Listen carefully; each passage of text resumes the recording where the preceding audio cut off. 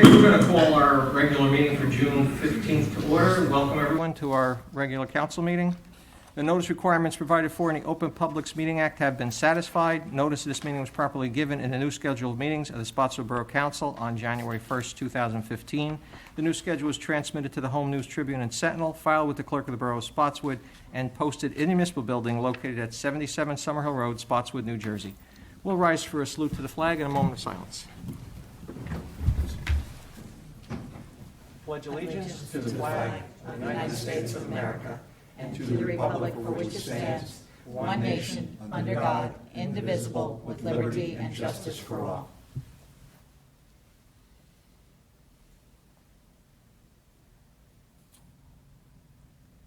Thank you.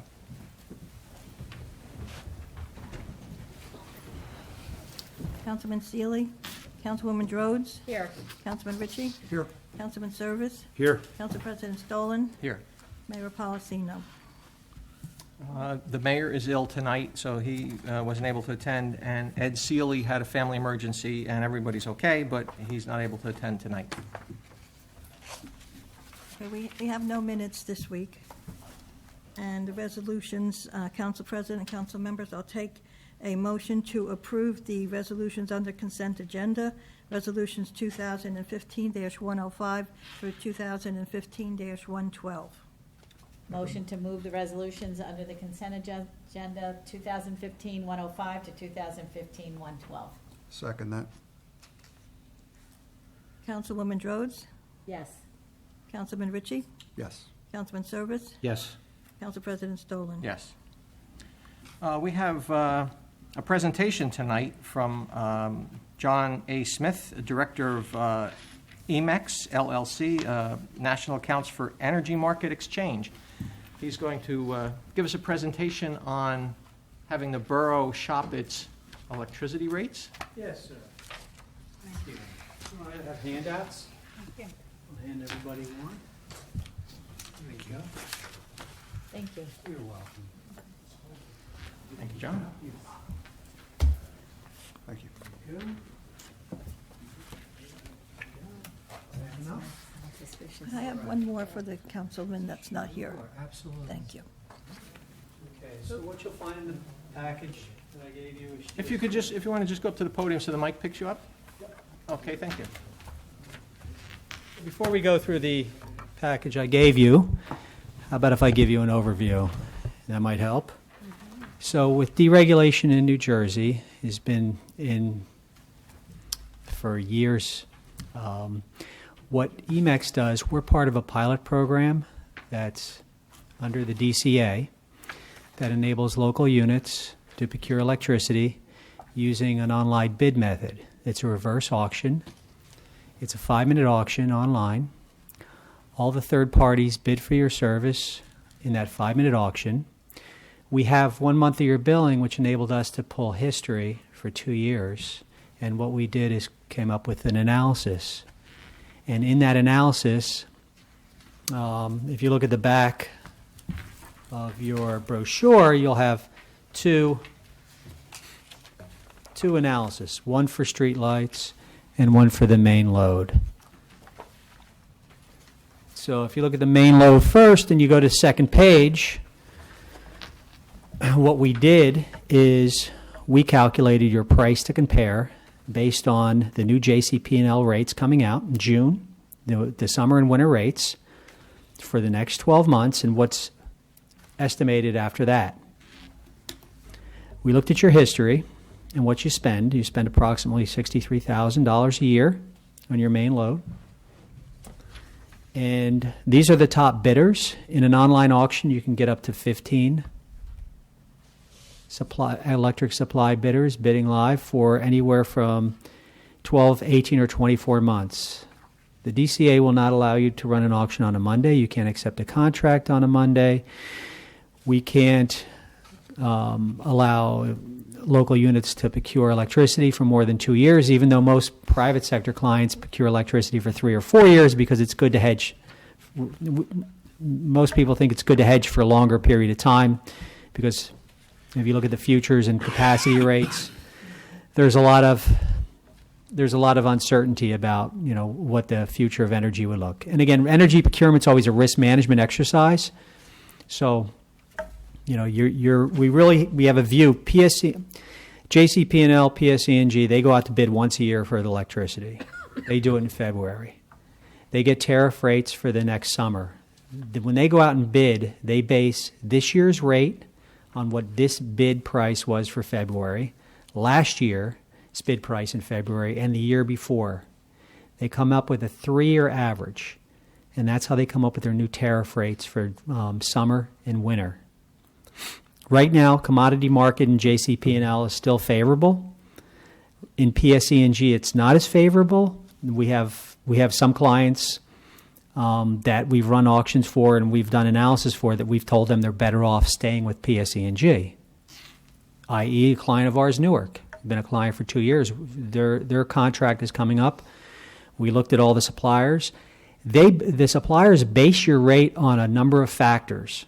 They base your rate on how efficiently you use electricity, which is called load factors. They base it on credit rating. So the better your credit rating, the better price. Sometimes these suppliers, how you pay your bills. Some folks, if they pay their bills 90 days, they're not going to get a good rate, and a lot of suppliers won't bid. So the whole process is pretty simple. Under the DCA, the rules and regulations are very straightforward. The only thing you need to do is pass a resolution. We could run the auction the day your board meet, the day or next council meeting. We'll provide you with this hard copy analysis, which would be the bid results, with a hard copy of savings analysis. We'll provide you with a contract of your choice. If you pass the resolution, we'll need the contract the next morning because energy prices are very time sensitive. If you decide not to pass the resolution for any reason, just let me know. And it never costs you a dime. It takes 5 minutes. It's a live auction. You watch it. In the last 2 minutes, if any bidder bids, another 2 minutes are put on the clock. It gives the suppliers at the wholesale desk time to rethink if they want to get a little more competitive. So it's a very efficient way. The DCA recommends you use this process to purchase electricity. It's right on their website. They recommend that you use the online technology pilot program because it's just a very efficient way to use it, to procure electricity. So if you look at the main load, it looks like you spend $63,000. We're estimating at opening bids there's around a $4,930 savings, around a $5,000 savings annually. If we run a live auction today, I would estimate we'd probably get another 1,000 maybe if the market doesn't move up. And that's basically it for the main load. For the lighting meters, it's a little closer to the JCP&L. If you go to lighting meters, you don't really spend that much. I think it's $22,000, but the savings is only half that. It's $4,000, 4%, about 4.5%. I expect in a live auction, if we did it today, we might achieve. Right now, we're looking at an 18-month as being the most favorable at 5.9. Maybe an 18-month would achieve a 5.7. You don't know in a live auction; it's always hard to tell. Depends on what the margins, how the suppliers, what they've hedged, and what they've bought. Lighting, street lighting. There are not meters on those, so on every light. Mm-hmm. How is that determined? Because I thought JCP&L just charged us per light, and I guess they estimate how much it uses. They also do the maintenance on the light. Yeah, they charge you a fixed rate. Their fixed rate they charge you right now is for JCP&L. Coming up is going to be $6.2 for those lighting meters. So per pole? Yeah. Or I guess it's no. I'm sorry, I'm for Paul. It's per kilowatt hour. So how do you estimate that? I'm not 100% sure how they estimate the lighting meters. I'll find that out and I'll get back to you. It's a good question. Thank you. Well, this is the upside, and as I think a lot of homeowners, we get lots of calls, from solicitors Sure. shopping and telling us that they can save us money, and yet we've heard a lot of horror stories where people sign up and then the rates escalated. Sure. So what could be the downside of doing this here? Well, the reason why homeowners get, why you've heard that is because they signed an index rate. So you're going to sign a fixed rate, guaranteed for the life of the contract. If you choose a 12-month, 18 or 24-month contract, you're guaranteed that rate. It's not going to go up. We've never had a supplier in the 5 years we've been dealing in New Jersey, or any of our suppliers.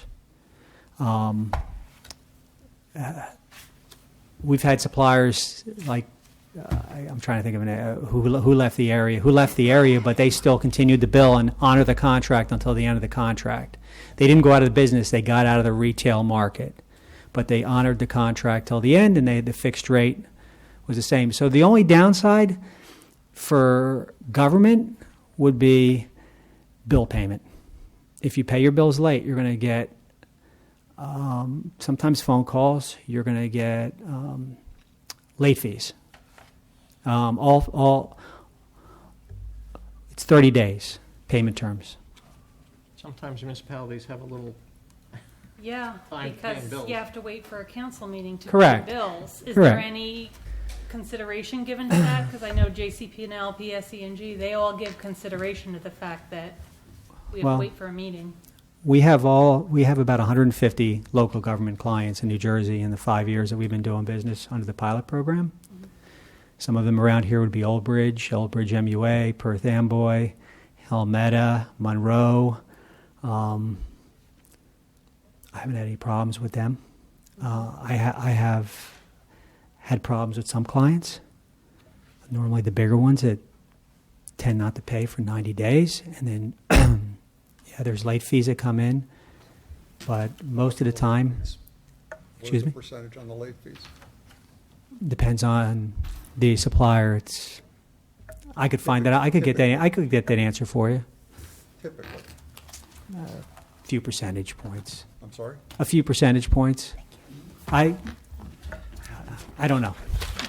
We're not the suppliers, so I know there's late fees. So I honestly can't answer that question, but I could get you that answer. Can the payment terms be negotiated? You can negotiate 60-day payment terms, but then you're really not going to get any savings. I've had folks who passed a resolution to pay the bills because they knew that they were going to miss the council meeting. The bills are always, the way they pay their bills is 60 days, so they passed a resolution to have the utility bills paid because they wanted to get the savings. We do that. We pass a resolution at reorganization for the CFO to pay certain bills. oh, okay. So we would just have to keep a closer eye on that Let me ask you and a pay them question. early. What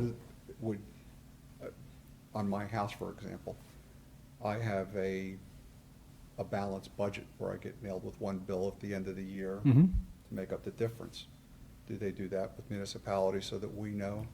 No, January, December, we know that bill's going to be X number of dollars every month no, for scheduling purposes for the resolution. no. Okay. No, we don't do that. None of the suppliers do that for the government.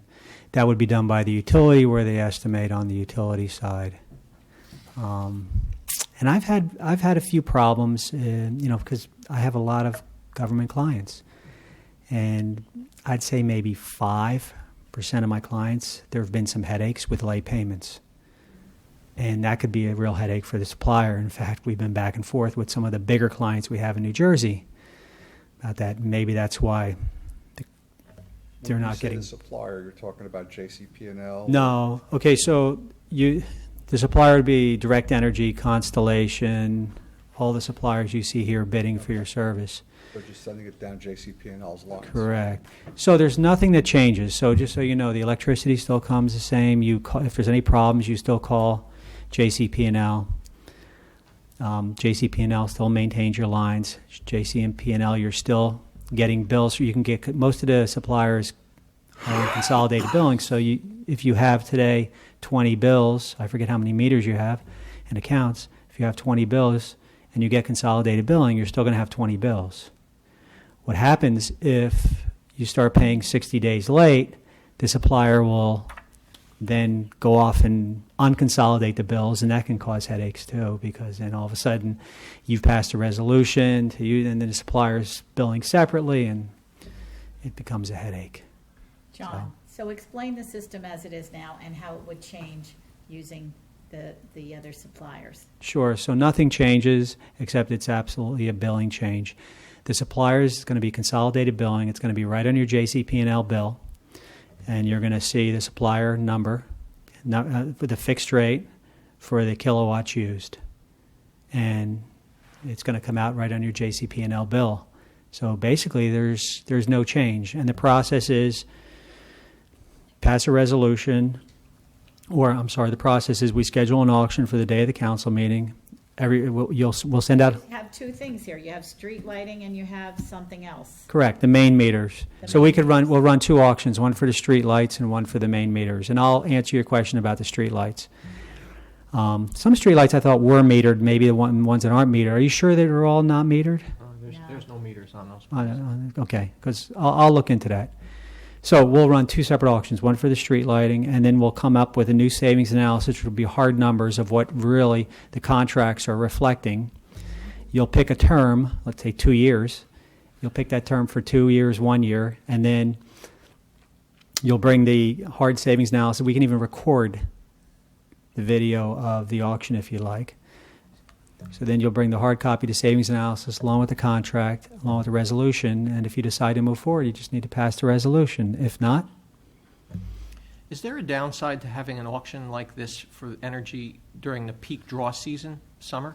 Is it better to wait till spring or fall? well, right now, that's a great question, and that's sometimes correct. Right now, the market is still down compared to where it's, at least right now, compared to where it's been as far as buying commodities of electricity. So maybe in 2 weeks it won't be. Right now it crept up today because there's a Gulf storm, and so it went up a few percentage points today. But, things pass this week, and then next week it could go back down again, so we'll have to keep an eye on it. Well, I guess we could get a feel of where things are even before the council meeting, or even a day or two before, and to decide, if we decide to go this route, that we would pull the trigger or not, depending on maybe how the market looks. You could tentatively schedule the auction for the day of the next council meeting. You could run the auction, and again, it takes 5 minutes, and then if you didn't like the pricing you got, you could just say, well, maybe we'll try it again in 3 months, or it's very seamless. Okay. So What you're is the not best- tied in to You're those not tied rates in. for the year? You're not tied in until you sign. Once you pass the resolution, we need that signed contract the next morning before the market opens. And then we also put a rider with the contract that puts pretty much puts all the contracts, makes more apples to apples. Contracts in the state of New Jersey, you have 30 days, because some of the suppliers give you 10-day term, 15-day terms. So for the private sector, we don't have a rider. We just, it depends on who the client is. There's always negotiations. But on the public sector, we have the rider that puts everything, all the suppliers pretty much apples to apples, so that the contract is pretty seamless to you. And at the end of your contract, if you decide not to move forward, you let us know, because we'll help you move back to the utility, because if you don't move back to the utility, that's when trouble can start. At the end of your contract, if you decide to go 2 years, let's say you forget, here's another gotcha. You forget, and this is what residents do, they forget their contract's over. Now you're on an index rate with that supplier, and we'll keep an eye on you. I'll tell you 6 months, 9 months ahead of time before that contract's up. I'll say, I'll start looking at the market, and I'll let you know when a good time to rebid is, if you want to rebid. Or I'll tell you, 2 months before that contract's up, we need to send a notice to that supplier to tell you to move back to utility. Because if you don't move back to utility, you're on index rate. You can save sometimes in an index rate, but there's 2 months out of the year. Could be the heat of the summer, could be a disaster, it could be the cold polar vortex.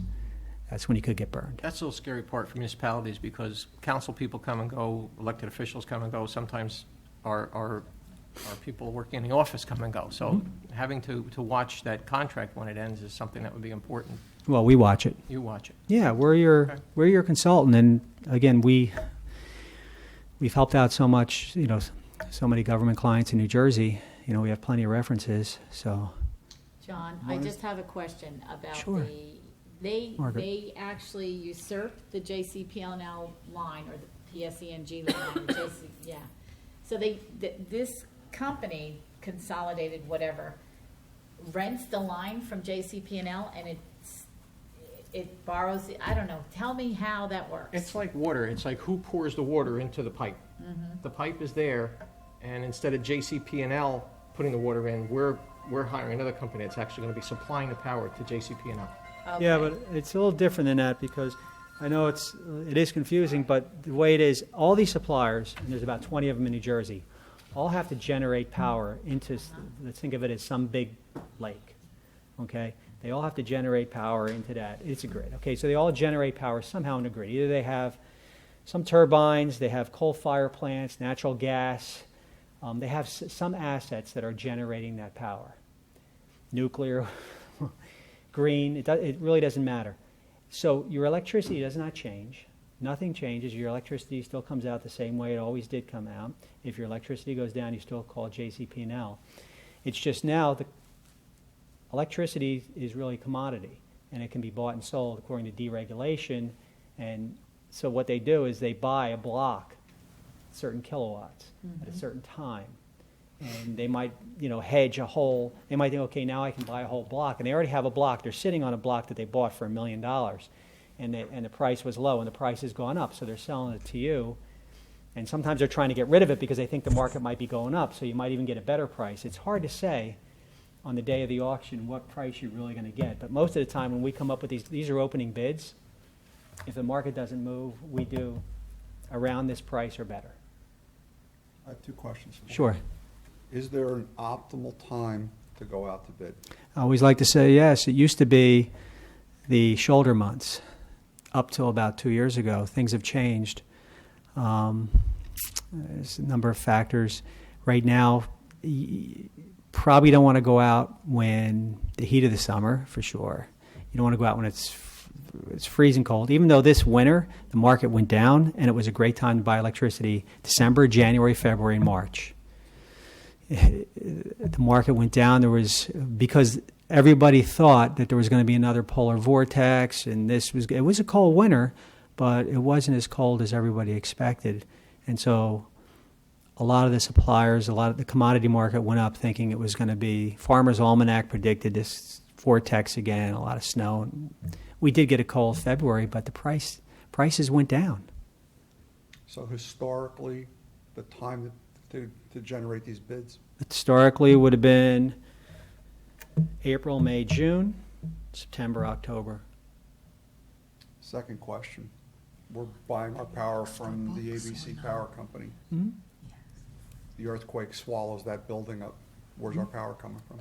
It's still coming from the grid, so you're not really buying it from ABC Power Company. It's just a billing change.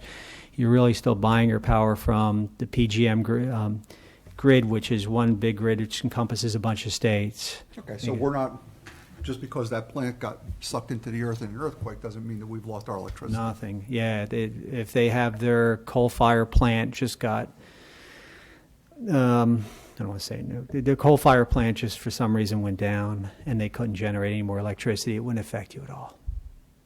So the next plant down the line is pushing electricity. Well, whoever else would be pushing electricity now, if they go out of business, which I've never seen happen, any of the suppliers, because all the suppliers that are used here are Board of Public Utility vetted, and they all have to have all their paperwork, and they all have to be part of the BPU, and they're all on the BPU website. But if any supplier ever did go kapooey and they ended up stop billing you, you would just default right back to JCP&L rate. So you just go right back to what the JCP&L rate was, and seamless to you. Then if you want to go out to another doesn't auction, actually step in and pick that up at that point. no, nobody would. I don't think anybody would step in and pick it up unless the market was, had went down and the prices were favorable. They'd probably just have to go out to bid again. Because But for us, it would be seamless falling back into JCP&L. yeah, just be seamless. It would be at the next meter read, you go back into JCP&L. And I've never had that happen to anybody, so I've never, in the history of our company, any supplier. The supplier, Hess, got out of the retail market, but they sold their business to Direct Energy. First Energy got out of the retail market in certain sectors. And so the clients that are with First Energy for years can't get another contract with First Energy, but they honor their contract till the end. JCP&L, though. Yeah, they are. Sure. Con Edison Solutions is a subsidiary of Con Ed. Nexteria is a subsidiary of Florida Power and Light. Suez is bigger than JCP&L and PSE&G put together, and they're a bidder. So Don, a lot of big players. I have a question about the individuals in town and their billing. Now, you said the municipality would pay the bill, but when you generate the bills to the homeowners and they're late, then they get switched to an index rate? This is not. We don't do residents, so, but that's not totally true. We did team up with a company to do residential aggregation, because there's a dozen towns in New Jersey doing residential aggregation. We did, but that's another story. Monroe Yeah. did that. Yeah, Monroe did that, Plumstead, I think Willingboro. There's a number of towns that did that. Brick Township, I think, did that. So you said they would be getting JCP&L bills, but it would be, let's say, from Great Eastern Energy. They would be the rate on that bill to the So homeowner. you'd get JCP&L bill, same Yeah. way, and then you'd see a little block, and it'd say Great Eastern Energy with their generation price and their kilowatts, and it'd be right on the same bill. So, Okay. so you wouldn't have any more bills, but you'd be able to figure out, you'd have a fixed cost. Is there any advantage to putting the whole thing in town? Is there a better rate if they're getting the whole town? So with you, now you're talking about residential aggregation, there'd be two separate auctions. The municipal buildings are considered, they're commercial, so you'd run a commercial auction with just the municipal buildings, and that's one auction. Then for the township is a whole different ball of wax, because what we use a global LP, which is a $10 billion, over $19 billion company that's helped about 30 towns in Massachusetts, and they partnered with us because we have a large footprint in New Jersey. Now we're looking at a few towns right now to do residential aggregation. The way it works is they do all the announcements, they do all the paperwork, they do everything, send out the letters to the folks, and then we'll run the auction. If we can't achieve a certain percentage savings, which I believe it's 5% for the residents, we just don't move forward. But if we can achieve a 5% savings, then you can lock all the residents who aren't currently under a third-party agreement, we know that, into a third-party agreement with the winning supplier. And they all have 30-day out. So if they decide at some point 2 months later they don't want to stay in that contract, they can get out right away. The suppliers are willing to take the risk, because it's a large load. If you'd like to put that on the agenda for an upcoming meeting, I can get the folks out here and they'll explain the whole ball of wax to you how it works. When there's an aggregation like that, do the residents get the type of benefit as the municipalities do, where it's locked in for that period and it can't go up? Correct. Next question. Yes. Yes. So it's locked in. You'll get a rate for like 2 years. So they but can't do that on their own, but with an aggregation, they get that benefit. They do. They'll get a better rate. And the gotcha with them is they can get out in 30 days. You can't.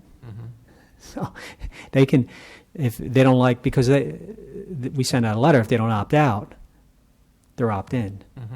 So all of a sudden you might get some, well, you can get out anytime. You got 30 days. You just have to call and they can get out. And we facilitate the 800 number. Everything is facilitated. But it's a whole different ball of wax. It's a lot. It's a process. It would take a few months. So it's not something like this. This is a very easy process. There's a number of steps that need to take place with residential aggregation, and the folks that we partnered with, Global LP, are the ones who do all the legwork. We end up doing the auction because they use our platform. Okay. Interesting. Yeah. So if you want to look at residential aggregation, we can look at that another time, or we can talk to Dawn if that's something down the road you'd like to look at. All right, thank you, John. And if you would just stand by for a minute, we're just going to finish this meeting, and we're going to open a public portion, and residents may have some questions for you. Sure. Okay? Comments? Ted, anything? I'm going to just touch on one of Ed's committees, Cultural and Heritage. They had ordered the mill wheel monument for the American Legion site. That wheel went up on Friday, landscaped over the weekend. I know they're just waiting for the sign to go in now. And then they had the Woodstock at the high school. Did I cover that in the last meeting? Well, it hadn't happened yet. It hadn't happened yet, okay. PR'd it. The PR, yes. That seemed to be somewhat successful. I think the crummy-looking weather in the morning might have scared off some old car aficionados who won't take their cars out in bad weather. Because nobody wants to spend hours detailing underneath the car only to drive it in the rain. But I think they had about close to 50 cars show up. Seemed to be pretty successful. Other than that, that's it. Okay. Marge? I want to say, I had a great time at the carnival. It was a fabulous event. They had beautiful weather all week. It was warm. The food was fabulous, and the people, it was just terrific. Terrific music, rides for the kids. And did I say the food was terrific? It was fabulous. So I've got to say thank you to Monsignor Curry and all of his volunteer army that put this event together.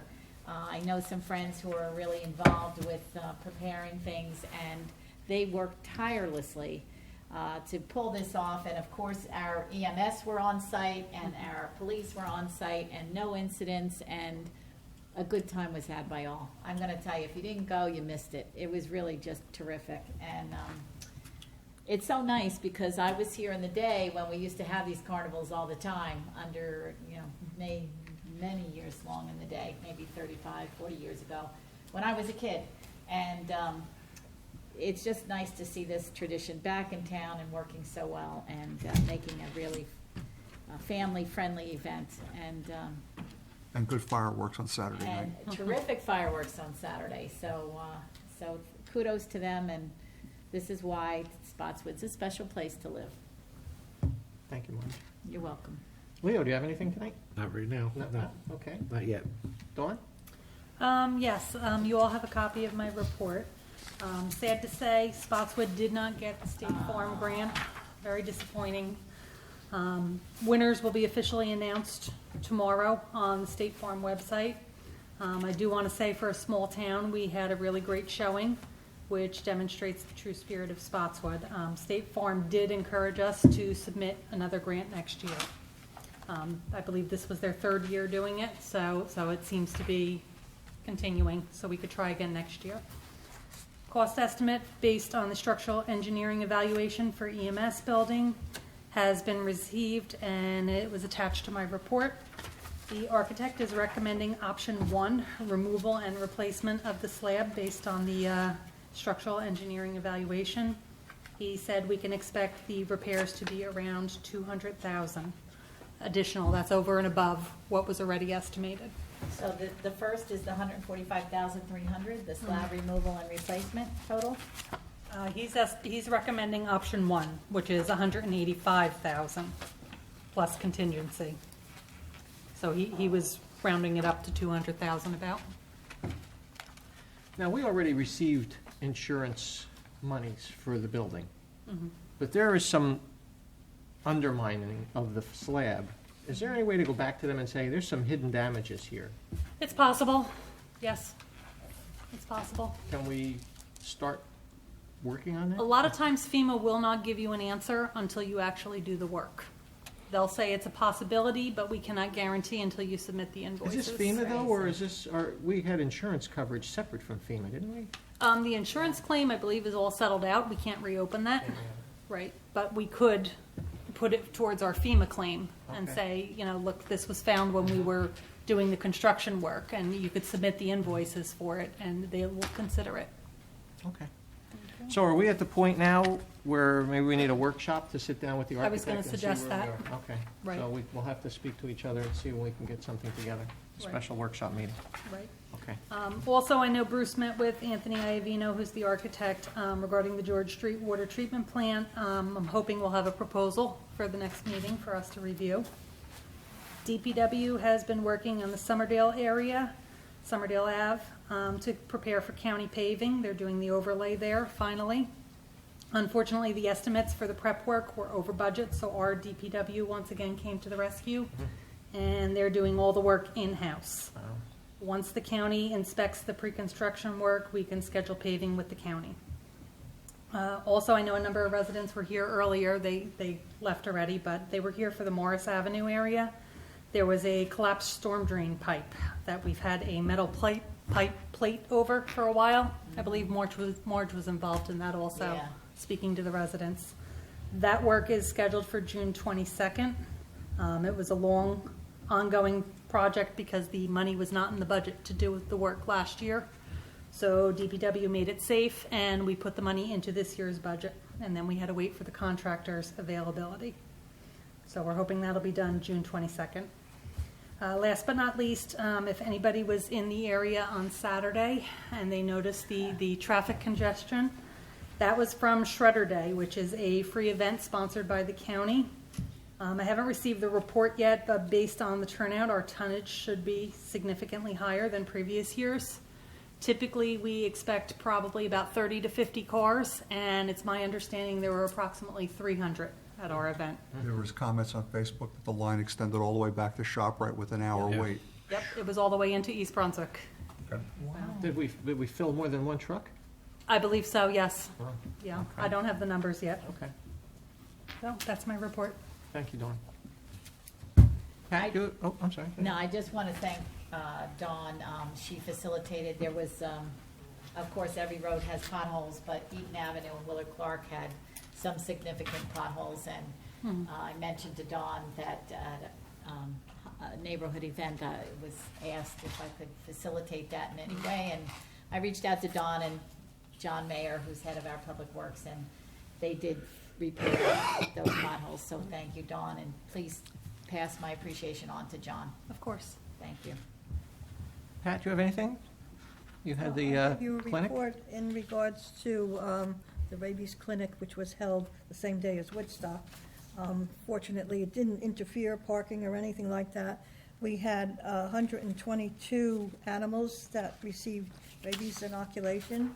The animals were very good. Nobody fought, nothing, because that does happen sometimes. We had more animals, more dogs than cats. We only had about 10 cats. Usually we have more, but it worked very well, and we came out very good.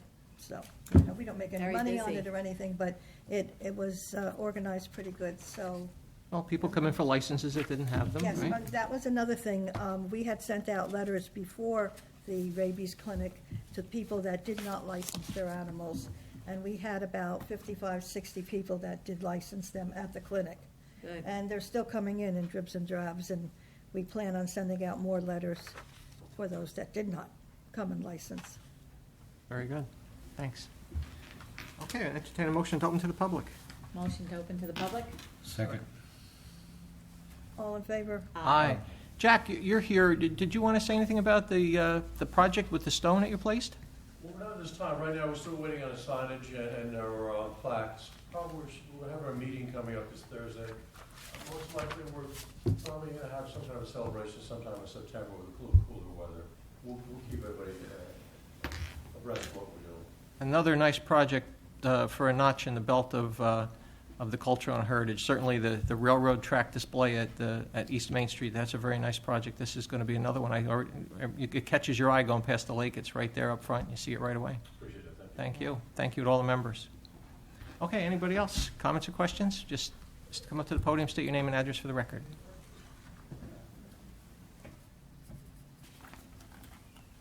Good evening, Frank. Good evening, folks. Frank Hadation, 41 Kane Avenue. These questions are more directed to John Smith.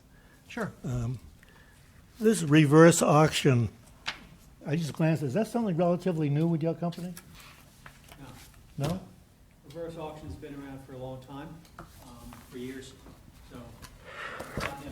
It's not new, okay, I thought it said something new. Electronic reverse auctions actually have been on over 15 years, I think.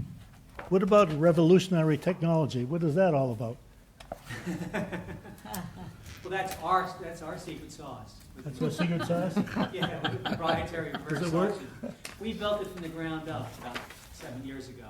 So we have a team of programmers in-house, and we built the auction platform. There was, at the time, there's really, for energy, right now there's reverse auctions that you can put out there and buy rock salt. There's commodities, there's a gov.bid that you can go out and do reverse auctions for any type of commodity or goods, bulk goods. But we strictly do it for natural gas and electricity, our reverse auctions. And we have a back office that's bar none that links up to all the different suppliers. So they know at their trading desk, they see when the auction's coming up, they have history of all your load factors, how much energy you've used in the last couple of years.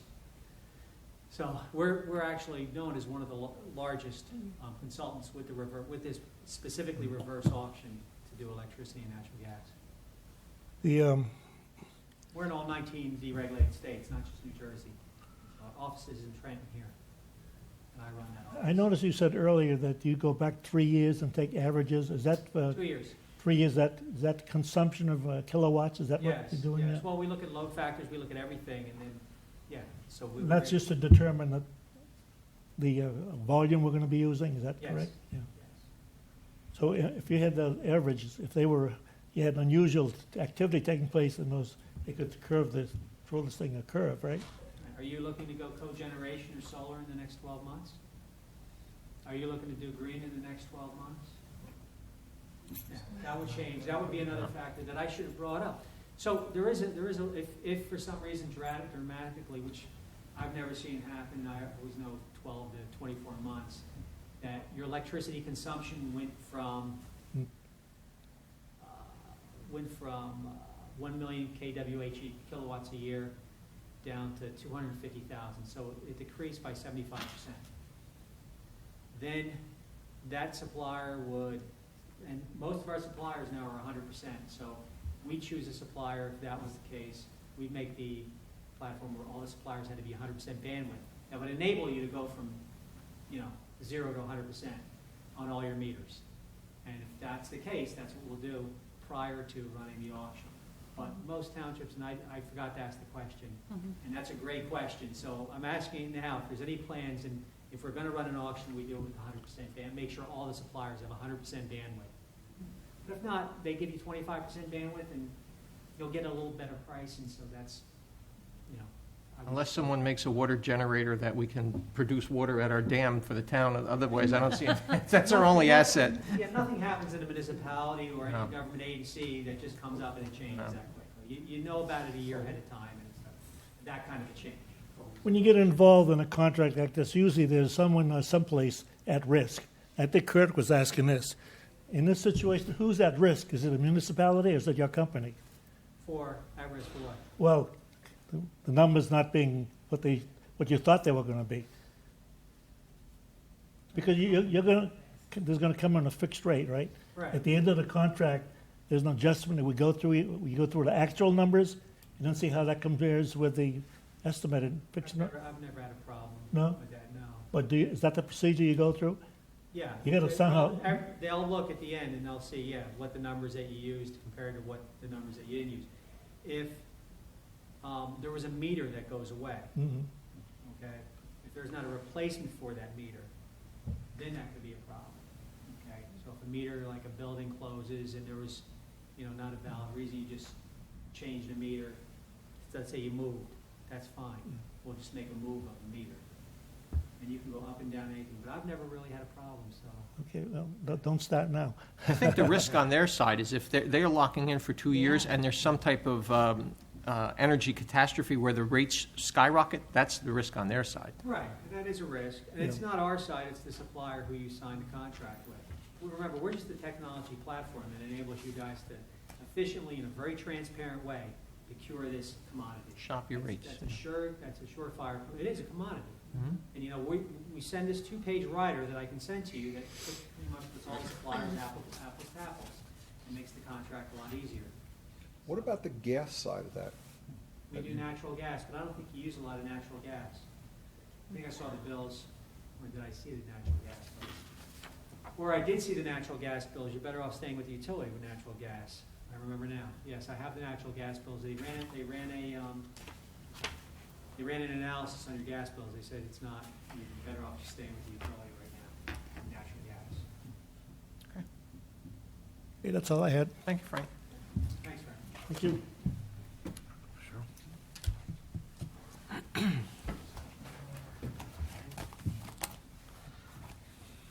Good evening, Cheryl. Good evening. Cheryl Bass, 289 Main Street. I do have questions for Mr. Smith, but I want to ask from the agenda on 2015-110, payment of bills in the amount of $1,042,000. Could we have a little bit more elaboration as to how $1 million is a lot of money? That's on the bill list, and, I mean, that's everything. We pay our school taxes on that, so the money we collect for our real estate, our property taxes, those we remit to the school, so even those fees are in there, plus all our payroll, all our insurances. Oh, okay. There you go. Okay. Thank you, Brian. Okay. See, that was what I was looking for. Okay.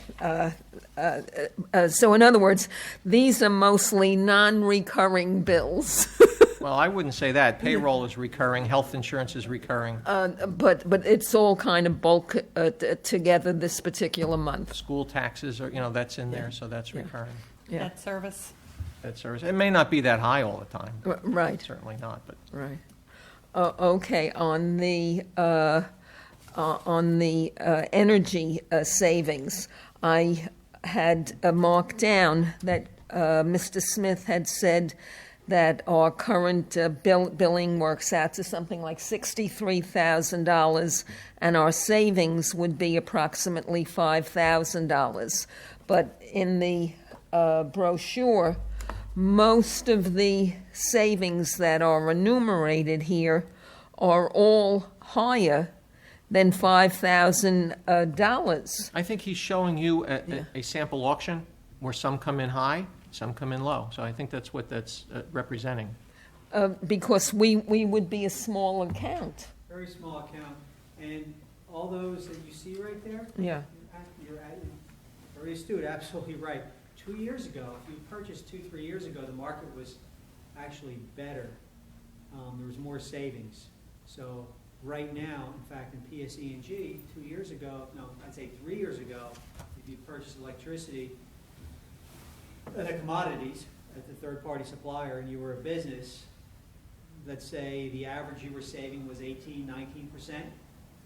Now, same PSE&G, same customer 2 years later, now they're saving 3-4%. Or they're not even saving anything, and they're better to go back to PSE&G. JCP&L, a little different story. 2 years ago, customers saved 20%. Now their contract comes around right now. Now they're only saving 8, 9, 10%, saving half what they used to. And JCP&L is still more of a, it's better for the commodity players right now. How does your company make money? How do you make a profit? Another great question. We get paid every time, we don't get paid till you sign a contract. The supplier pays us directly. Every month you pay a bill, they pay us directly. And we don't know who the supplier is going to be. You will know in the council meeting before you pass the resolution who the supplier is. Well, let's say it's Constellation. A lot of people have heard of Constellation or Direct Energy. There are two big ones in New Jersey. Let's say it's Constellation. You'll have a Constellation contract for 24 months. You'll have a new savings analysis that will show you estimated savings based on the low bid price that you pick. You'll bring it to council. If council does not pass it or doesn't feel it's in the best interest to move forward, they don't move forward. So they know who they're going to sign a contract with before they pass the resolution. And in that contract, that supplier must supply us for that number of months. Correct, and they will keep the fixed rate for that number of months. It's an all-inclusive fixed rate. What happens if we go over the 3-year average and we are using up much more electricity? What happens then if the supplier cannot supply us with the increased amount? Well, you're still getting the same electricity you always were. If you went up 100%, there'd be no problem still getting electricity because it's still coming from that big ocean out there that all the suppliers add salt water to. So there's no issue with getting more of that. Again, if you use double the electricity, what would happen is they would probably enjoy it. Well, they would be getting more money, of course, because there'd be more kilowatts. They would sell back part of that to the utility And again, if you used over a certain amount, which it's not going to happen, but what would happen if you used over 25% more? They would take whatever's over 25% more, they'd sell it back, and if they made money, you would get a credit. If they lost money, you would get dinged. We would get what? You would get, if they lost money, Yeah. you would get whatever they lost in the bill. But that's not gonna happen. Okay, and my other question would be directed to the town council. I remember that the freeholders had put in solar panels on one of the municipal buildings, and the idea was, with solar panels, we're now going to have a savings in electricity. It takes a little while. What happened with the solar panel program? Are we going to look to have more solar panels to get the electricity use down, or do we need to look outside to get... The SRECs that we'd get has dropped dramatically. Yeah. And unless there's grants to put it up, it doesn't pay to do solar. It has to be subsidized by taxpayers, and that's not, I don't see that expanding at the current environment it's in. Yeah. With the Environmental Protection Agency and their regulations and all of the coal mines closing down, how will that affect the number of suppliers? It won't affect the number of suppliers. With all the coal-fired plants, the EPA is looking to close down. Right now, the global market's depressed, so we're not exporting as much LNG, which is liquefied natural gas, as we used to export. If for some reason China picks up a little bit, India picks up, we start exporting a lot more, price of natural gas is going to go up, tariff rate's going to go up substantially. You're locked into a fixed rate. I'm just sorry that I couldn't lock you into a 4-year fixed rate. That's the only issue. There's nothing, the suppliers aren't going to, it's not going to affect the suppliers, it's going to affect tariff rates of what the future commodity rates would be. And future commodity rates are going to go up too. But if you're locked into a rate, that's why I fight with the DCA, because I tell them local units should be able to sign a 4-year agreement, because Pennsylvania allows you to sign a 4-year agreement. New Jersey only allows, the DCA, Department of Community Affairs, only allows you to go 2 years. But Pennsylvania, most of the municipalities I talk to in Pennsylvania are in a 4-year agreement, or they sign 4 years with us, so 3-4 years, because they hedge out further, for those reasons. I'm coming to the end. Japan had, with the tsunami, they had the nuclear plant, that they had a big problem. Have there been advancements with nuclear energy that total energy costs would come down? Surprisingly enough, what's the number one supply of generation of energy in New Jersey? It's nuclear. Nuclear supplies 52% of the electricity in New Jersey. In Pennsylvania, in Delaware, it supplies 0. But really, it's one big grid. So it gets complicated. It's a whole other story. But what's going to happen with nuclear? They're closing down old nuclear plants, which that's the reason why also, which the futures of energy, there's still questions in the next couple of years of which nuclear plants are closing. They're not going to replace them. How are they going to replace them? What are they building? Everybody's too scared. It's a safe way to go, but that's a whole other conversation. Mm-hmm. Okay. Yeah. Okay. If all of the negotiations and contracts are done through you, how do we know who our supplier is to contact in case of an emergency? We're supposed to go to PS E&G. So if the lights go out, Jersey Central. always call it Jersey Central. Yeah, You're paying $62,000, but you're still paying $25,000 to Jersey Central. So you're still paying them directly for their lines from the substation to here. If any line goes out and electricity goes out, they're responsible to make sure your electricity and your wires are all connected to the substations. That's their responsibility. The generator's responsibility is that they bill you correctly, and that's it. Billing. So when you have a problem with electricity, you call JCP&L. When you have a problem with billing, you call us. Don't call the supplier. We work with all the, you call us, any billing issues, we'll handle everything. And that's for the borough. That's not we're not talking about your electric bills yet on the private side. Oh, okay. That ends my And the question. other question about the 100%, I would recommend way to alleviate what she said, if you happen to go 150% of your electricity, well, go 100% bandwidth. I'm recommending you just do the standard, auction. You're not going to go 120. I've been doing this for quite some time, so. Thank you, Cheryl. Thank you very much for the questions, all good questions. Very astute. Come on up, Brian. How you doing? Brian Hinks from the Alpin Road. Just one question for John. Sure. So the savings are basically only on the kilowatt hours, not on the delivery charges or anything like that, right? Correct. So the delivery charges are still all the same. So That doesn't change. if our total bill is $63,000 and we use $40,000, dollars worth of kilowatt, we're only saving on the $40,000. Yes, The rest is still the same hard bill. that's your generation portion at 63,000. Oh, it is? It's all generation. There's more that you spend for your electric on your distribution. Okay. Yeah. So the delivery fee is still the same? Yeah. Everything's I still didn't- the same. I didn't put that, I should have mentioned that. Okay. Yeah, yeah. And yeah. Okay, thanks. I know the 22,000 for our streetlights seemed pretty low from what I remember the bills being. Right. That's just the energy portion of it. Yep. Just the energy. Tom Grzybowski, 304 Brunswick Ave. About the power with the distribution and the kilowatt charges, is there anything down the road where, let's say, PSE&G decides that because the town switched over to your company, is there anything like they do in certain credit cards and stuff, like anything in life, that, oh, now we're going to charge you more for the distribution to us? No. And that's all regulated by. I mean, I know EPU. PSE&G or whoever can raise it whenever they want to and say. Well, no, they can't.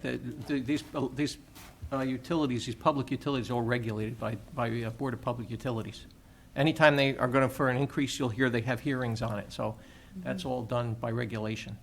Okay, and then the other thing is, what towns, like local towns near us, do you have any towns right now that you're doing that you could show us or tell us that we could speak with those? Sure. So, Old Bridge Township, we have Perth Amboy, we have Monroe, Helmetta, we have 150 towns in New Jersey, so I could give you a whole list. I have no, you can call anybody. We're pretty well known in New Jersey. We do good business. Well, the only other point that I wanted to make on that was approximately a year ago, a friend of mine got into some kind of energy money-making thing, and he got a bunch of people that he knew, and I was one of them that he talked to. I really didn't want to do it, but I humored him. I listened to him, and he told me he was definitely going to save me money. He showed me that it was going to be locked in, same type of thing. 2 years, I would be paying this rate. If it went up in the summer or anything, I would be paying this rate.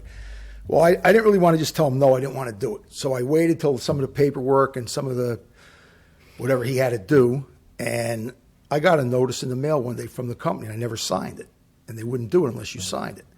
Well, recently I ran into him, and everybody he had signed up for the thing, including himself, it was a flop. He said the thing, and it wasn't like I did some educated thing. I don't like change like that myself.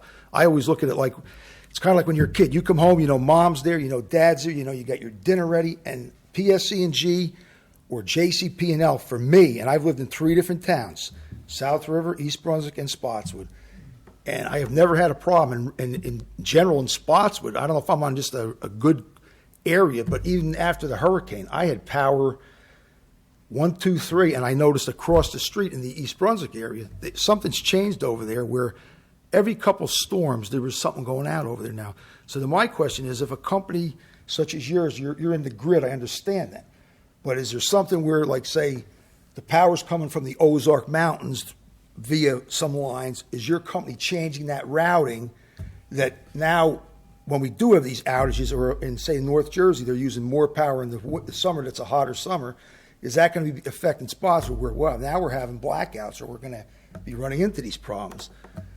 Are we going to be assured that our power will be basically the same standard and delivered like it was in all the years we've lived here? Yes, there's no change. It's absolutely from the supplier. Telecommunications is totally different. So when you buy somebody else's telecom, that telecom goes down. You go through so many headaches, and I've been there because I worked at AT&T for years. So a lot of people get confused when they look at the telecom market and they look at the energy. This is completely a billing change. There's nothing that changes outside of billing. There's no lights that could go out. The electricity still comes from the same place. That supplier could again, shut the coal-fired plant, it wouldn't affect you. The supplier could end up leaving the market. Does your company, that's another thing, not that I'm like a tree hugger or anything, but is there something that can affect our town, like, that may happen through the government, that, if we were with suppliers that use a lot of coal-fired plants because of the acid rain and stuff like that? Is there stuff that can affect us where maybe we won't get certain grants because, there's a penalty for using companies that are endorsing the coal-fired generation stations and stuff like that? I think the companies he listed are all major suppliers that they're across the United States. I don't think anybody's going to be singled out for using any of the suppliers that he's mentioning here. Plus, you might get Green Mountain, they automatically use 10 or 20% green. So you could actually, in the notice prior to that, just decide that you want to go 20% green. It's going to lower your price, it's going to, up your price a little bit, but we've run auctions where towns want to do 20% green, 10% green. Put 10% green in this RFP. All the suppliers do it. You'll get a few less suppliers, though. You won't get as many bidders. And your price will be a little higher at the end of the day. You won't save as much. Okay, now that issue's done. Now, this weekend, and we've been in here before about this problem, on the corner where I live, it's a state law. I brought the paperwork into you. I showed you. I understand the police know about it. We have signs being nailed up on telephone poles again. So Saturday, we had a rash of them, and I ripped them down. And the person putting them up used Hilti-type fastening devices. And it just so happened he must have been down the street when I ripped them down. And he came up to me in his car, and he knows me because last year I had the same conversation with the man. And I gave him the pamphlet, and he said he didn't care about the pamphlet. He threw it on the ground. F the police. He doesn't care. He's putting his signs up.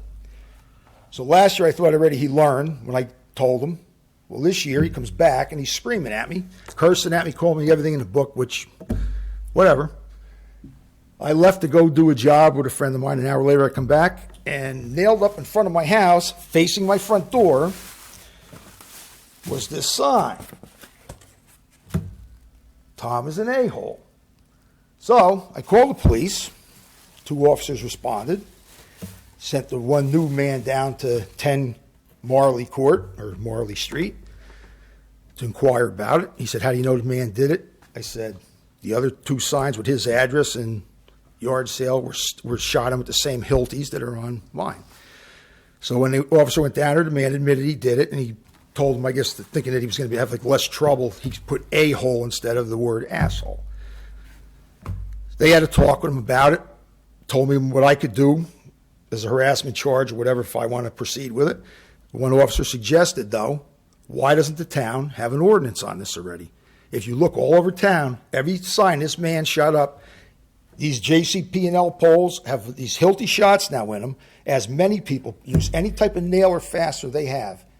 And they just, if they come back and take the sign off, we're lucky. But in general, they just leave them, then they blow into your yard, which is what I've been bitching about for years. I have hundreds of pounds of this stuff in years accumulated. So the one officer suggested possibly you guys can pass an ordinance that if you put signs up on poles, do something. And my other question now is that we're talking about power and charges on stuff. If our poles are damaged or stuff like that, does JCP&L back charge us when they have to do repairs, or if that's a weakening pole? No, that's their pole, but and they have all rules that you're not supposed to put signs up. But it's something. Every power bill you get has it. That's what I keep, and I show them. And I know every yard sale sign. Yeah, it says do not. We put that on after one of the meetings. I know that. Yeah. So But it's getting to the point. Like I said, it's sometimes you just tell people don't put the signs up. It's a law. Blah blah blah. Fine. And you always get 1 or 2. Now, like I said, this guy was told about it, and then he's getting all like arrogant about it, and he don't want to call the police. It's probably best not to confront somebody directly when they have a power tool and they're putting signs up. It'd probably be best to contact the police and let them handle it. Well, I do, but Yeah. my point is this is getting more and more and more. And I was even going to ask Mayor Palacino, possibly you could talk to the mayor of East Brunswick, because East Brunswick's another one. They just think any pole in our town, they can come nail stuff up, bang it up, tape it up, whatever they want to do, and you can go by 3 weeks later, that same garbage is laying there, then you see it. It's in the neighbor's yard. Yeah, that's the sad part. No one ever takes them down. And I know our borough guys through the years have got the wire from some of these signs wrapped up in the machinery when they're cutting the grass across the street. For a while, I was cutting the grass when those guys were too busy with the hectic stuff they were doing, and I know what's out there. I've seen it. We'll take a look at our sign. We have a sign ordinance. And we'll take a look at it, see if it needs some tweaking. Okay, thank Okay? you. Thanks, Tom. Anything else tonight? If not, I have something to add, actually, that I left Well, let's out of my close- report. let's close the public portion. Okay. I make a motion to close the public portion. Second? All in favor? Aye. Yes, Dawn? Okay, I'm sure we have all seen the article in the Sentinel about our EMS. Yes. I just want to point out some inaccuracies in that article, some pretty big inaccuracies. Yes. It was stated in there that we have full-time employees already. We do not have any full-time employees at EMS. They are all part-time per diem. It also stated that we have 4 ambulances. I'm sorry, it stated we had 2. We have 4 and a responder vehicle. So I just want to point that out. Thanks for bringing that up. Most of that was attributed to me, and he never spoke to me about any of those things. But he put Nor those I. words in my mouth, so I don't know where he got that information. But thanks, Dawn. Thanks for bringing that up. You're welcome. If there's nothing else, Make a motion to adjourn. I just want to say to Pat, Pat has had a really busy couple of weeks. She had the primary, she had the rabies clinic, and she handles all of our meetings. So Pat, I just want to say thanks again for the great job that you do here for this council and this town every single day. So, Thanks, sorry, thank you. And I second the motion. she deserves an applause for that. Okay, we have a second? Mark seconded. Mort seconded. All in favor? Aye. Thank you all for coming out tonight.